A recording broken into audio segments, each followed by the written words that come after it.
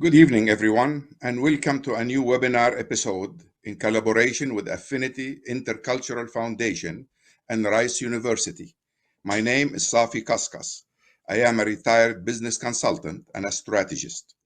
I've been studying the Quran for years, and as a result, I was able to produce, in simple English, a Quran translation called The Quran, A Contemporary Understanding, followed by my second book, The Quran with the References to the Bible, where we identified over 3,500 verses from the Bible with similar meaning to verses from the Quran. It's my great privilege to welcome you to this discussion, which promotes interreligious understanding and engages in building a foundation for reconciliation between the followers of the monotheist religions. Tonight, we will be hosting a distinguished guest like myself from the United States, my friend and colleague, Dr. Craig Considine, now with his newly published inspiring and empowering book, People of the Book, Prophet Muhammad's Encounters with Christians. Here, Craig sheds a new light on a fairly unknown area to many Muslims and Christians and presents the relationship between Prophet Muhammad and the various Christians of his time as an example for all Muslims to follow. The term people of the book or Ahl al-Kitab is mentioned in the Quran 24 times, referring to Christians and Jews in particular. The context of these Quranic references varies. Some of these verses praise the people of the book for being believers in God, their righteousness, and faith in the afterlife. Other verses rebuke the people of the book for not following what God has revealed to them and urges them to follow his revelations. A group of these verses invite the people of the book to a common ground between Muslims and themselves. Another group of these verses indicates an intimate relationship between Muslims and Christians. Muhammad, peace be upon him, always showed respect to the people of the book. He included the Jews and in the new Ummah being formed in Medina with full rights, including the right of worship according to their traditions. He recognized in the same way the Christians who later became a part of the new state. Islam's ecumenical roots are easily traced to many verses in the Quran. Among them is this one: to each of you we have assigned a law and a way of life. If God had wanted, he could have made you a single community, but instead, he is testing you using what he has revealed to you. So be forward or compete with all that is good. You will all return to God, and he will clarify these matters about which you have differed. This is in chapter 5, verse 48. Without further ado, I would now like to call upon tonight's distinguished facilitator, John Clary, veteran ABC broadcaster. Please join us as our presenters, Dr. Craig and John, combine their knowledge and leadership in their prospective faith communities to begin a deeper conversation and reflect on God's gifts to humanity. Welcome, John. Thank you, Dr. Safikaskas, for that warm, all the way from Fairfax in the United States. And as this evening we're broadcasting from Sydney, I would also like to acknowledge the Gadigal people of the Eora Nation, the traditional custodians of this land, and pay my respects to their elders, both past and present. Well, as you may recall, we at Affinity hosted Dr. Craig Considine on the 13th of October, discussing Craig's book, The Humanity of Muhammad. Well, tonight we're going to be discussing his recently published book, People of the Book, the Prophet Muhammad's Encounters with Christians. But just before we start, I want to remind everyone that if you haven't subscribed to Affinity's YouTube channel, then please do so. You will find there our last discussion and many others. So now it's my pleasure to introduce Dr. Craig Considine from the Department of Sociology at Rice University, well known as both an author and public speaker with a PhD from Trinity College at the University of Dublin. Craig, good to see you again. The Likewise, John. Christians, Pleasure. the Christians that lived around the Arabian Peninsula during the Prophet Muhammad's lifetime, for most of us these days, seem somewhat shrouded in mystery. Some of the stories of the Prophet's interactions with them are based on what seem to be myths and legends. Others are more authentic and seeming plausible. But even Christians these days seem to have lost touch with their own history in much of the East, particularly the area in which the Prophet Muhammad grew up. How familiar were these Christians to Muhammad in his daily life?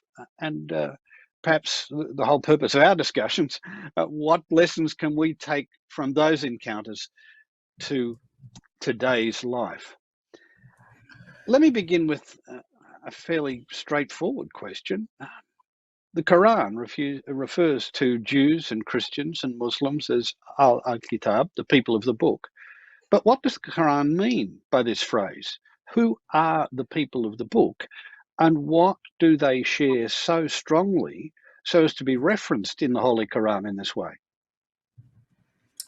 Thank you, John. Indeed, the Christian history component to People of the Book, this latest book that I've published, was really the most interesting research facet.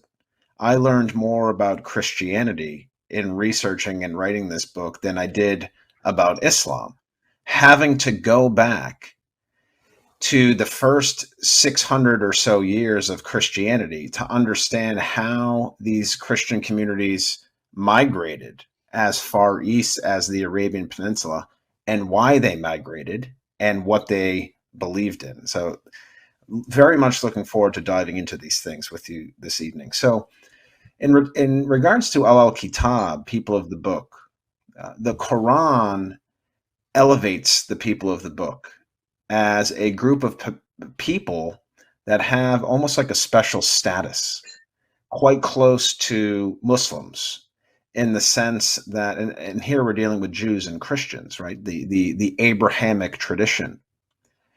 And the Quran is saying that the revelations that these two communities received were authentic. And then over time, humans got involved in interpreting certain things, and the Quran is essentially saying things had changed. But at its core, what we're talking about here with similarities among people of the book, Jews, Christians, and Muslims, is a monotheism, a belief in God, the Abrahamic God. And then running from God, you have a string of prophets, right? So you have Adam, you have Enoch, you have Abraham, you have David, you have Moses, and you have Jesus and John the Baptist, and on down the line. So Islam is basically saying that we are actually including all, the Quran is mentioning this, we are including all of these stories, all of these prophets into our tradition. And it's really a continuation, right? I think a lot of Christians have a misunderstanding that Islam is like its own different religion, but it's really a continuation. So in this way, the people of the book it's a very inclusive term, and that's why I'm inspired about it, and that's why I write about it as well. Just how familiar was Muhammad as a young man, from what we are able to gather, with those other traditions around him? Did they live in separate enclaves, or were they mixing as a sort of cosmopolitan community?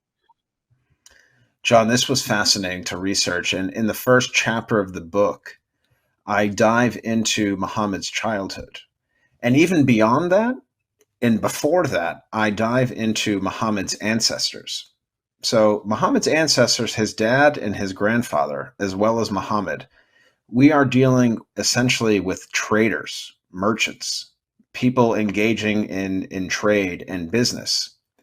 And around the Arabian Peninsula at the time, one of the greatest and lucrative businesses was the trading caravan, right? So kind of this picture of, camels going through the desert and pushing goods forward. So Muhammad's father and grandfather were actively involved in this trading network that went as far south as Yemen, in which there was a significant Christian population, the Christians of Nashran. We also have to the west across the Red Sea, the kingdom of Abyssinia. And I talk about this in the book. I think that Muhammad's father and grandfather had access to Abyssinian markets.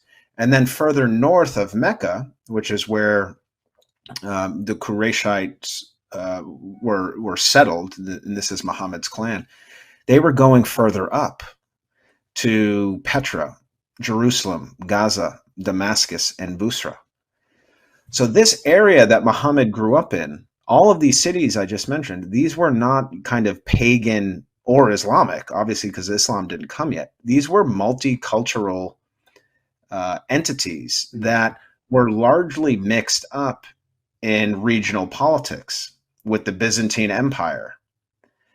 So Muhammad, I think, even before receiving his revelations, John, in 610, he was quite familiar with different Christian communities, perhaps even Christian culture, Byzantine culture at large, and maybe even theology. And for some folks, that might be controversial because I know how some people will interpret this. They're saying, well, then the Quran wasn't divinely guided, right? So it's like Muhammad's not receiving his revelations from God. He's receiving revelations from Christians. That's not what I'm saying. But before the revelations were received, Muhammad had many interactions with Christians. And I think this informed his approach to interacting with human beings. Yes, that seems to me something that it struck me as one of the most critical things. It's not just that he's familiar in moving in trading circles where different faith traditions mix. It seems that, and you indicate this, that his familiarity with different traditions is critical. You point out that his awareness of other faiths was not simply incidental. You instance Right. material found in the Night Destiny narrative and in the origins, the very origins of the Believers movement, that his interest is at depth. He does have a genuinely religious instinct. Yes, there's no question about that. And this is typical sociology, John. As a sociologist, this is a classic example, like nature, nurture, right? So by nature, we are human beings and we have certain instincts, but by nurture, we are a product of our environments in many ways. And Muhammad was not a young man, and we're focusing here on the early years of his life. He wasn't, isolated. He was someone who was traveling, meeting with people. And any successful merchant, John, would have to be able to have a cultural wherewithal to interact and engage with people outside of your immediate religious circle. There's another example that I bring up in the book as well, and this pertains to Waraka ibn Nafal. And I'm sure we're going to get to Waraka at some point, but Waraka was said to be an uncle of Khadija, which is Muhammad's first wife. And I'm very confident that Muhammad had interacted with Waraka long before 610, when the revelations came, and Waraka is said to have confirmed Prophet Muhammad's prophethood. But it makes me wonder, and I really don't dive into this too much in the book, but when Muhammad was traveling through Busra, Damascus, Jerusalem, seeing these Christian communities, would he go back to Mecca and go to Waraka ibn Nafal and say, hey, Waraka, you're a Christian. Waraka was a Christian. What do you know about these things?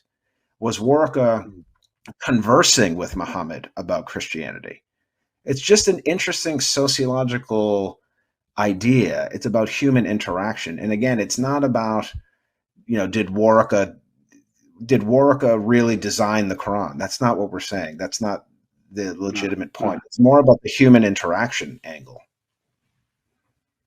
As he begins to see himself as possessed of something quite special, and those revelations begin, it also seems that they resonate with things that he is familiar with. I mentioned there briefly the Night of Destiny narrative, for example, that has echoes with him being familiar with other religious traditions, and that continues on as the movement grows. You indicate that one of the early physical encounters with Christians as a group, the Christians of Abyssinia during the first migration, and the familiarity with Christianity and Judaism revealed in the night journey to Jerusalem. That we're getting a picture of somebody who actually is taking those, he's interested in those other faiths and absorbing what appears appropriate to him. Yes, and I think this is a key point. Like, regardless of whether Muhammad's interest was divinely guided or guided by his human experience, regardless of how you look at it, he was interested in it. And this was part of his mission. He was not someone shut off from his surroundings. The Byzantine Empire was essentially surrounding the Arabian Peninsula. And Muhammad is receiving revelations, and some of these revelations probably rung a bell to him based on his previous experiences in traveling. So we're dealing with someone here who I refer to in the book as a cross-cultural navigator, as someone who is keenly seeing his own mission linked up with other previous cultural developments, religious developments, spiritual developments. So it's kind of like he's coming in to kind of dot the I's and cross the T's. He's like, I'm familiar with all this, but here's something fresh, here's something new. And I think I could safely say from a scholarly angle, I mean, that's kind of what Islam is. It's a continuation, and it's a kind of final point on this monotheistic tradition. Well, the key to that, it seems to me, is the point you just made, monotheism. I mean, his home city is Mecca, and it was, during his early life, a centre of cultural, religious polytheism. I mean, this was, religion of every type. Get in there and have a good time. Yet in the encounters with Gabriel, it's monotheism of all things that triumphs as central. Yes, and that's fascinating. And the Mecca component, Mecca prior to 610, the Night of Destiny, the revelations. John, as you mentioned, it was essentially multi-religious. It was largely, polytheism, kind of echoing, the Greek pantheon of religion with all these different goddesses. But I also talk about in the book how the Hashem clan, as part of the larger Qurayshite tribe, Muhammad's people, ancestors, were mixed up in safeguarding the Kaaba, which is, of course, the center of Mecca, the center of the Islamic world now. But back then, it was the center of polytheism. And as the safeguards of this center, this kind of pilgrimage site, we know that the Hashem clan and the Qurayshites also allowed Christianity to have a presence there. And that's quite interesting in itself. Was Muhammad at some point in his life looking at all these polytheistic entities at the Kaaba and elsewhere in Mecca and thinking to himself, maybe that's not really what the truth is all about? Maybe he's looking at something like Christianity and saying, well, this is interesting. This might have some validity. And then he's matching this up with his cross-cultural experiences in Petra and Damascus and Busra. So maybe God was, not maybe, but this is what I'm thinking. God was guiding Muhammad through the very beginning of his life, giving him all these experiences, giving him all this knowledge to prepare him for the big breakthrough in 610 with Angel Gabriel. And that kind of catapulted him. He's like, I've shown you who these traditions are. I've shown you what they stand for. You've interacted with them. They're in your home city. But now I'm making you the new person to carry the baton forward. I think that's what happened. The other thing that struck me about the depth of his, perhaps not his academic understanding, but his emotional commitment and understanding of the spirituality that he was engaging in at depth is well, nothing more clearly demonstrates it than his own family and personal life. His first wife is a businesswoman who helps him on his way, but then there are two other women in his life. Sophia is said to have come from a Jewish background, and Maria is called Maria the Coptic. So these other two faith traditions are not just speculative theologizing. This is something of deeply of the heart here, and this reaching across and digging into these traditions is something that's deeply personal. And I think this is a beautiful point, because it is sending the message, Muhammad is, that we're not merely here to tolerate people of other faiths. We are here to include people of other faiths as part of our own family. As you mentioned, Khadija, her uncle, Waraka ibn Nawfal, was part of Muhammad's family, and he was a Christian. But Muhammad also has, I think, a much bigger idea of like what family entails. Like what is that close circle of people? What does that actually entail? Do we have to be blood related to be allies to one another? I don't think that's what he was saying. So he cast a very big net when he was talking about the Ummah. What does it mean to be part of this new society and nation that he was envisioning? And one example that I talk about in the book, which I think is extremely powerful, is the first Hijra in 615, when the Muslims migrate to the Christian kingdom of Abyssinia. And Muhammad is telling the Muslims, flee here, it's not safe, go across the Red Sea, and the Christian king Ibn Abjar will grant you asylum. I mean, what is Muhammad saying there? Like these people, these Christians, are part of the same kind of vision, the same vision of society that we have. And I think that's what we need in the contemporary context, casting a bigger net on who gets to be included in our families, in our communities, and in our nations. That's interesting. You mentioned the Abyssinian experience, which is a very positive one for Muhammad and the believers at this early stage. And you contrast that with Mecca, custodians of the Holy Kaaba, yet throughout his life, it's people of his own tribe. The Quraysh tribe, it seemed the principal source of trouble for him.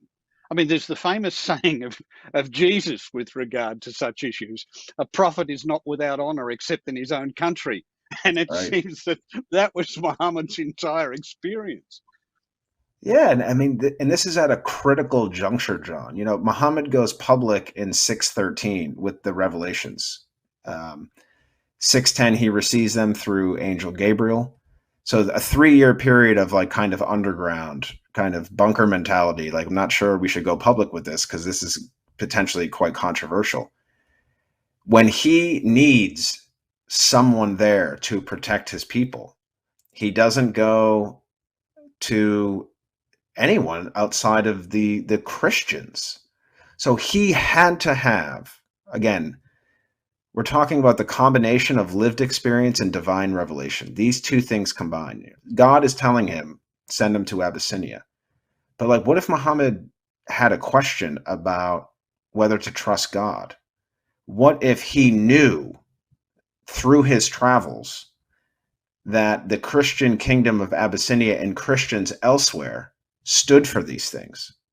Did he experience the hospitality that he spoke of in light of Abyssinia and King Ibn Abjar? Did he experience that elsewhere? And I'm thinking that he did. And that allowed him to trust the revelations because he was able to back it up with human lived experience. And that's quite interesting. I mean, we oftentimes see, prophets as, I mean, this might be a little controversial, as flawless in many ways. But like when Jesus was in the desert and roaming for 40 days, he was tested. God was testing him. And Jesus was questioning himself, questioning God. Now with Muhammad and the Abyssinians, he never questioned this direction this advice. Maybe because he knew that what God was, he trusted God completely. Go to those Christians, they will support you. That's a powerful, very, very powerful moment in time. 615. I mean, that's a long time ago. Events happened very quickly. The period between 615 and 622 are momentous in terms of the development of the community of believers. And let me just sort of, because your book is so interesting, we could spend half an hour on every page and every incident. But I'm now going to sort of move on a little way, because up until now, our story has seen something of the influences that flowed through the religious environment surrounding Muhammad as his understanding grew. But with this growing band of believers, soon to be the Ummah, they soon find in these years they need a secure, safe haven. And eventually they find Yathrib, soon to become Medina. But in doing so, interfaith relations become something more than a personal challenge. This is where Muhammad realizes this isn't just personal interaction. He gets called upon to begin to actually help construct a civil society. He's asked to settle some tribal and ethnic divisions which have overlying religious dimensions, and all of a sudden what becomes a thing about good behavior becomes about a good society. And this is an absolutely transformational moment for what is becoming the faith and the Ummah. Do you want to just elucidate that for us? Well, Muhammad was a man of many hats. He was a prophet. He had other social roles as a dad, a husband, a friend, a merchant, but he was also a political revolutionary. The ideas that he was implementing in 622 with the second Hijra and the Constitution of Medina were unprecedented for that part of the world. And also, John, and this is an important point, pretty much unprecedented for communities and populations living under Byzantine rule. So Byzantine rule was largely, you're a Christian, and I mean, if you're not the right type of Christian, good luck. If you're not a Christian at all, good luck. Muhammad is coming with a completely new idea. So it's not only revolutionary for the Arabs, but it's also revolutionary in terms of regional and geopolitical politics. And as you mentioned, yes, he creates a civil society. He separates church and state. And the largest religious populations at the time in 622 were largely Jewish and polytheistic and pagan. But I also dedicate a small chunk in the book to the very likelihood of Christians also living in Medina. They weren't necessarily at the negotiating table because they didn't have a very strong presence. They weren't one of the major tribes, the largest tribes, and I talk about this in the book. You have the Az and the Kharaj from the polytheistic side, and the Kanuka and the Nadir tribe from the Jewish side. But there were very likely Christians living there as well. And they weren't large enough to have a political influence, but they were still part of this kind of multicultural, constitutionally driven vision for what it meant to be part of a society. And how could you possibly say that even if there was a significant Christian population, do you really think that Muhammad wouldn't have included them in the stipulations outlined in the Constitution? Of course he would have. Why would he include the Jews and not the Christians? So this is someone who was breaking new ground. It's extraordinary. Yes, he basically says everybody can be in and on their own, retaining their own faith traditions. Because up until now, political leadership had to embody religious leadership or ethnic leadership.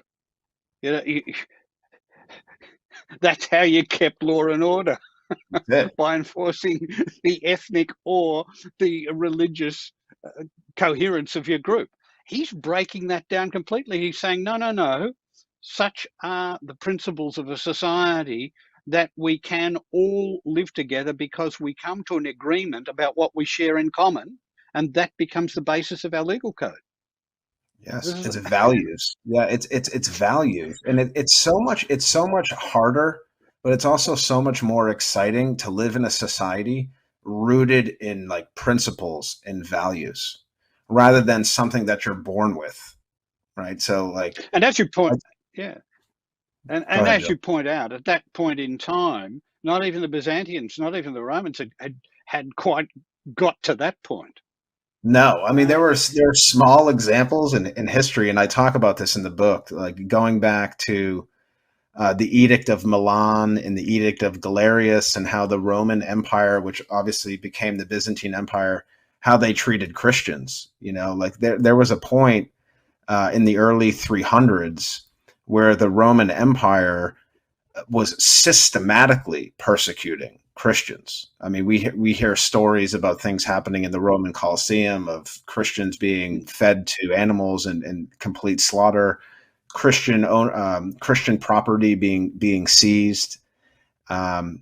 Over time, some of these edicts came out and lessened things a little bit, but then they reverted back to a kind of more Christian-centric or a kind of more monotheistic idea of living in a civilization. So in some ways, Muhammad, in opening society up and embracing freedom of religion, in some ways he was following some of these Roman imperial edicts.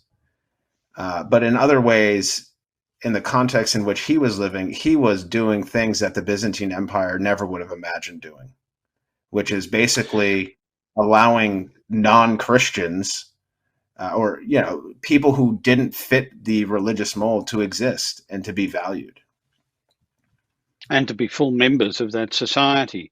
Look, Exactly. at this point, it's probably a good point to have a break, because I think the for most modern listeners, even that thought is something that actually requires a bit of digestion, whether you're Christian or Muslim, because the remarkable innovation is something we just might rest and think about for a few minutes while we enjoy a little music.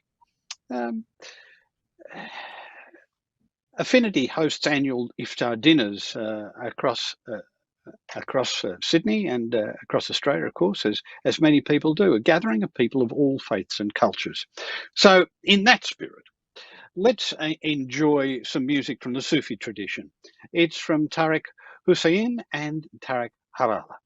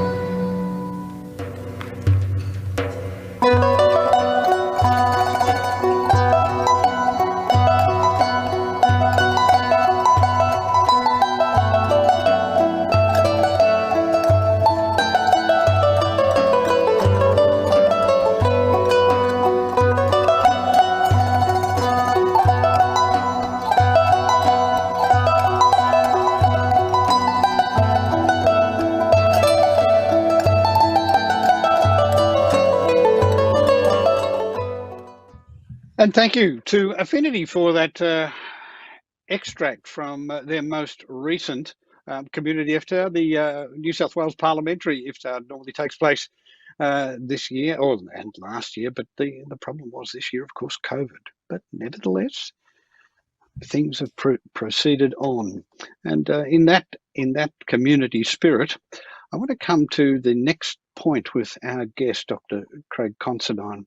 Craig, the sense of community. Here in these events that produce the document at Medina, we also have an extraordinary development within the self-identity, I guess you could call it, of the believers. They become what's called the Ummah. And the Ummah, of course, ultimately is central to the notion of being Muslim. What happened here, and how does the Ummah come to be self-identified as such? Well, my views on the Ummah, John, perhaps are a little unorthodox, but maybe not as much as I think. What we're dealing with the Ummah, I don't think it is something that Muhammad envisioned as being exclusively, quote, Islamic or exclusively Muslim. Islam and, let's say, Muslim identity drove some of the foundational principles of the Ummah, but you as an individual or a population or a group did not have to be Islamic or Muslim to be part of this nation. And that's really what we're talking about. And this is very clear at the start here in Medina. Absolutely. If you look at the actual articles of the Constitution of Medina, and there's an appendix in People of the Book where I actually provide the entirety of the Constitution of Medina, you can go through it. Muhammad is guided by God to create a nation that provides freedom of religion, freedom of speech, freedom of conscience, the right to assembly. All of these things are not predicated on having to have a certain religious identity. So what is Muhammad saying? He is saying that Islam is so big and so universal that it's able to incorporate different religions and different cultures. Like, that's how big Islam is. It's that inclusive. This would be a shock to some Muslim groups in the world today. Just as it would be a shock to some Christian groups. Yes, it's a shock. It's a shock to both. It's a shock to the extremes. It's a shock to the so-called Islamophobes who are believing that this idea of civilizations existing, Islam and Western civilization, are mutually incompatible. So these folks would be shocked at the Constitution of Medina. But you're also correct in saying that there are Muslims, Muslim groups, even Muslim majority nations that are behaving and interacting in a way that runs very counter to the very specific principles that are outlined in 622. So we're not talking about 1622 or 1962. 622. I mean, this is the foundation of Islam. This is the roots of Islam. If we're not going to talk about Islam through the prism of this period, then we're losing the sense of the core identity that Muhammad was bringing to the Ummah. Unfortunately, the Constitution of Medina proved something of an early experiment. It's not able to hold the existing cultural tensions for all that long. And as a result, a period of some violence ensues that spreads and grows, But what Muhammad does, interestingly enough, is he keeps up communication by letter and other means with groups outside of this orbit, attempting to drag them in. He even has correspondence with the Byzantine emperor, Yes. Heraclius. And that seems a remarkable little incident where the emperor understands enough about Muhammad to say, this guy may be onto something. Yes. Doesn't go the Yeah. whole way. Right. Right. Yeah. He's treated Heracles. So yeah, the Byzantine Emperor. He's treated very kindly by the early Islamic sources as a man of great wisdom, of great of justice. But yeah, the Islamic sources also say like he wasn't really willing to take the leap by, let's say, converting. But Heracles was in a very difficult spot. We're talking about the 630s. The Byzantine Empire has been reeling for decades and generations, dealing with the Persian invasions of Byzantine lands in the Holy Land. So he was in a difficult spot. But for someone like Heracles, a Christian emperor of Byzantium, to essentially recognize Muhammad's legitimacy, his authority, and even the truth behind the revelations, that's significant in itself.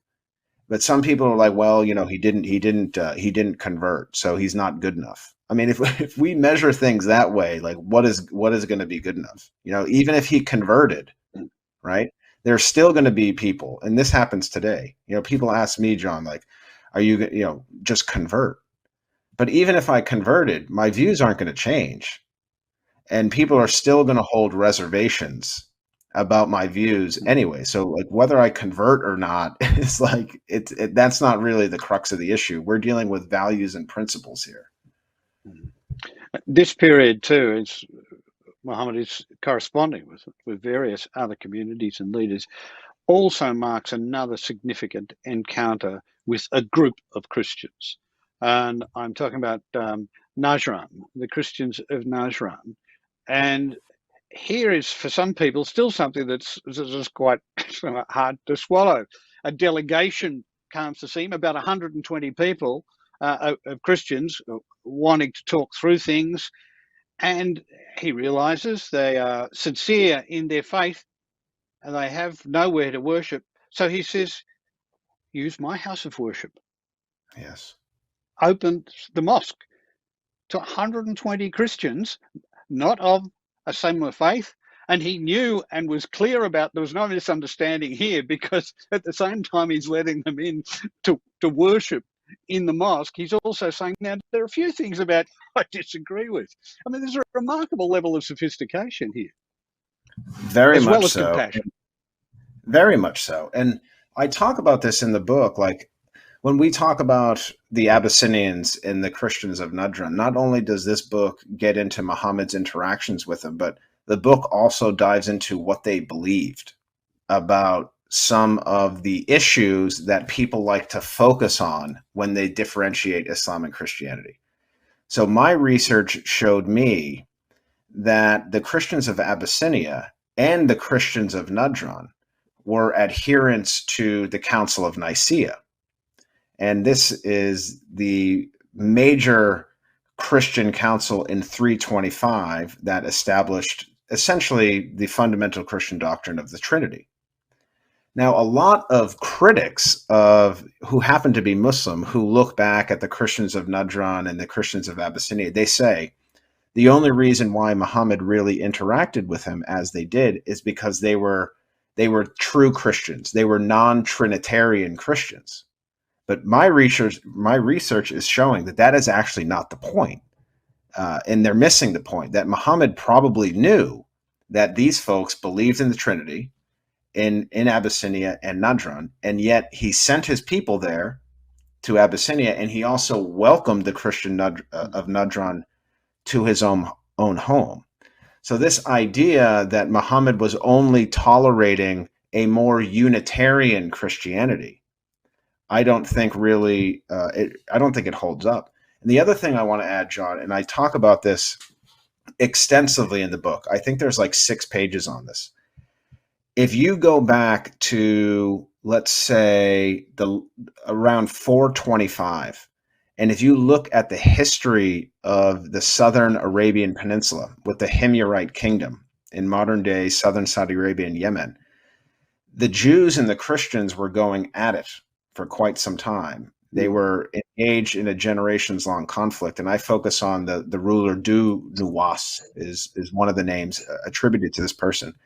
And this individual, who happened to be Jewish, was said to have gone on a rampage against Christians of Nashran because of how Jews were being treated in Byzantium, within the realm of the Byzantine Empire. And the Quran talks about Christians being thrown into pits of fire, being blatantly persecuted, right? And basically having to flee their land. Now, these are the same people, the descendants of those people who were thrown into these pits, that Muhammad is actually welcoming to Nashran. So can you imagine what the Christians of Nashran were thinking here? Like, here is a ruler who has this faith that he's calling Islam, and it's similar to Christianity and Judaism, but he's embracing of us. He's hospitable to us. He's not kind of dividing us along religious lines. He's actually saying, you're here, be a part of this community, and be at peace. That's powerful. But what's interesting to me is that all of that is extraordinarily powerful. But Muhammad is doing that not under any misunderstanding, as you indicate, about the nature of the Christianity these people hold. That he doesn't understand what's called the Arian heresy in Christianity. He understands he's talking to Trinitarians, and he says, look, there are problems I have with some of the corners of your faith, but that notwithstanding, please enter into my house of worship. That's it. So he's not putting like requisites on how to engage at a human level. He's not saying, I will be hospitable if you renounce Trinitarianism, and if you go more of this kind of Jewish, Christian, Ebionite, Arian identity. He's not saying that. Now, this is interesting too, because the book also talks about Muhammad's likely encounters with people that were more Unitarian, like Waraka ibn Nafal could have been a little bit more Unitarian, Bahira the monk, and some of the Christians that he met in Busra and elsewhere. But he was familiar with this whole spectrum of Christianity. And I think his recognition of the diversity within this spectrum of all the different ideas, like he was still saying, hey, this is a big tent. No matter where you're falling on this kind of sectarian line of Christianity, it's okay. You're here. You're here because we want you to be here. And because you're here, we're going to show you hospitality. And that is, I think, that is crucially important. Allowing the Christians of Nashran to pray is sending the message that a Muslim being hospitable to Christians does not bring into question the authenticity or the legitimacy of the Islamic faith, because being hospitable is divine. That's divine in its own right. You also take a diversion here and do spend a little time talking about, okay, then what is religious tolerance? What do we mean by it? And that, in fact, the word tolerance itself, as it's been used over the last couple of hundred years, certainly in the Western tradition, can be as problematic as any other word. So how do you handle this pluralism, tolerance, diversity deal? How do we negotiate it? And you point to the work of some scholars in this area, which is probably worth reflecting on at the moment. So what inspires me about Prophet Muhammad's interactions with Christians is not things like the Christological debate that he had with the Christians of Nashran, or Waraka ibn Nafal explaining to Muhammad that he's going to be like the new Moses and receive like new law. I'm more interested in how Muhammad engaged with people at a very basic, everyday human level. So tolerance, if we define tolerance as like the ability or the inclination or the desire to just accept people for who they are, I mean, this is a very important and healthy thing to have at an everyday level, right? Just being cognizant of diversity and being willing to give people the space and the freedom to exist. Muhammad did that, but that's the bare minimum of what he did. The term that I like to use in juxtaposition of tolerance, tolerance is kind of surface level. It's very standoffish. I'm going to tolerate you, and that's perhaps a good thing, but there's going to be no real engagement between us. So I refer to Muhammad as someone engaging in pluralism. And I take my definition from Diana Eck at Harvard University, the Pluralism Project. Professor Eck is not referring to pluralism as the equality of all gods. It's more of like a social process. And you can see here I have the term DEUCE. It stands for a way to operationalize pluralism. It stands for dialogue, education, understanding, commitment, and engagement, right? So you're not merely saying to someone, John, you can think what you like. So Muhammad did this with the Christians of Nashran in Medina in 630. He allowed them to speak on Christianity. That in itself is tolerance, right? You're giving someone the freedom of speech. But Muhammad and the believers went deeper. Like they had a thorough dialogue. They wanted to understand where people are coming from. What are the roots of your beliefs? And when you dig deep like that, and you truly seek a understanding at a deeper human level, that leads, I think, to more cordiality, more friendships, and more social harmony. And that Muhammad was a deep soul. Like he didn't want to just merely, shake your hand. He wanted to connect. And that's what inspires me about him. And that's where I see my own Christian faith coming out, because that's how I think of Jesus. It's not someone who's merely there to kind of pat you on the back and say, everything's going to be all right. They're engaging with you at a deeper level. And that's what we need. We need to move beyond this mere toleration and the surface level understanding of things. Yes, for those who are enthusiasts about the sort of religious diversity thing, they can be led into a couple of traps. I think Stephen Prothero at Boston pointed to one of them when he said, when people say, oh, we're all on different paths up the same mountain.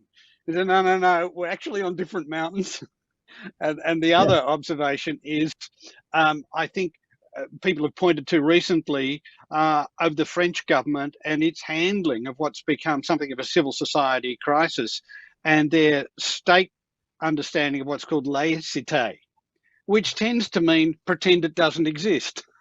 Yes. Pretend the other doesn't exist, which is a weakness of the tolerance, or both sides of the weakness of the tolerance ideal.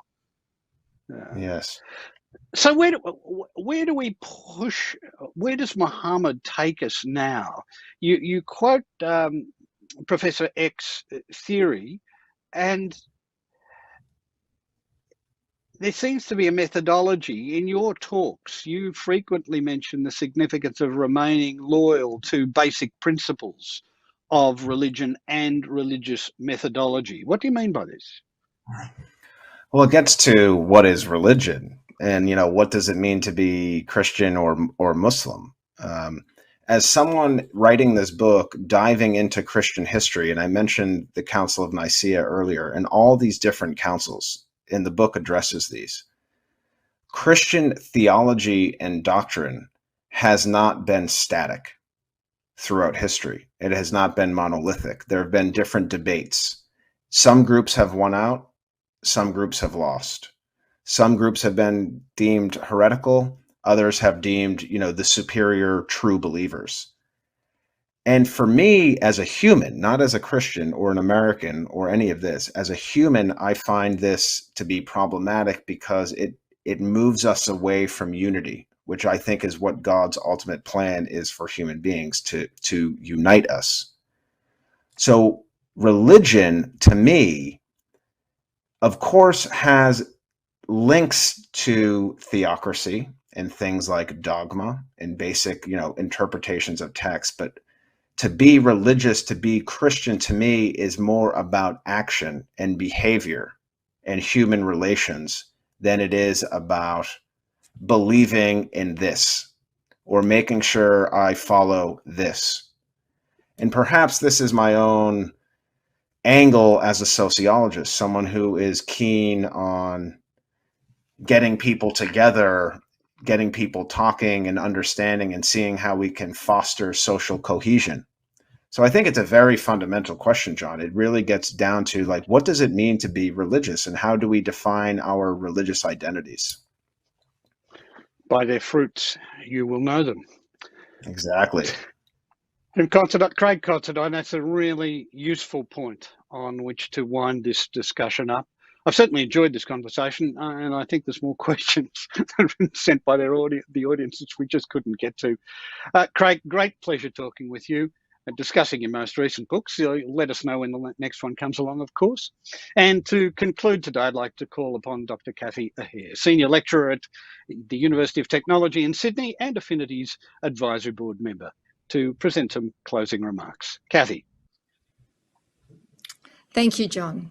What a wonderful session. Wonderful. Dr. Craig Considine, John, and all our viewers, good evening. I would like to acknowledge first, though, the Gadigal people of the Eora Nation and pay respects to the elders, both past and present, acknowledging them as traditional custodians of knowledge for this land in Australia, in Sydney in particular. So tonight, this conversation has made me, and I think for all the audience, a concept of being totally engaged and inspired. Dr. Craig, through John's very careful prompting, has shared both a stimulating, illuminating, and a very thought-provoking conversation. Tonight allowed us the opportunity to rethink and reflect on the values of bringing humanity together, based on the fundamental human values of respect, understanding, compassion, and true dialogue, as seen in the presentation of the people and book, but also in Dr. Craig's presentation tonight. Dr. Craig, I think everybody will agree with me that you are as compelling in person as you are in terms of the book that you've given us. A great thanks to Affinity and Rice University for this hour. I would like to extend my gratitude to Dr. Safi Kassis for the warm welcoming, and Tariq Hassun and Tariq Kawala for their very memorable performance during the 2021 Iftar Parliament dinner. They're beautiful. I'd like to add a personal note. In reading the book, Dr. Craig, I've been brought up as a Christian and have followed that, my understandings of the world, and was not aware of the depth of the connection between the Muslim and the Christian. And your book brought that to me. It was so powerful and inspiring to see, to both hear tonight and read this historical account of the life of the Prophet Muhammad, starting as a trader in the multicultural and multi-faith communities. And with these interactions, through these interactions with Christians and other faiths, enabling him to draw on commonalities and bringing that forth around the commonalities of Christian and the Jewish people, and bringing that into his Muslim teachings, and moving the earlier religious ways of working onwards. So when tonight you described Muhammad as a cross-cultural navigator. I saw that very much in the process of how he built bridges, how he engaged with interfaith dialogue, how he created respectful coexistence within the multicultural and the multi-faith landscape of his time. But it's where we could take it today's time. There's so many examples of appreciation and acceptance of the other, and really understanding the other at a deeper level, and the importance of showing kindness, hospitality, and compassion. All of these we can draw on in our contemporary world. I'm a proud member of the Affinity Board, and I hope to continue to host you at our events until the end of the year. Affinity is a champion of bringing people together around universal human values and inspired by Fethullah Gulen. Thank you once again for your valuable time, Craig and John. We eagerly look forward to hosting you again in the near future. And to our distinguished viewers, we wish you a lovely night. Stay safe.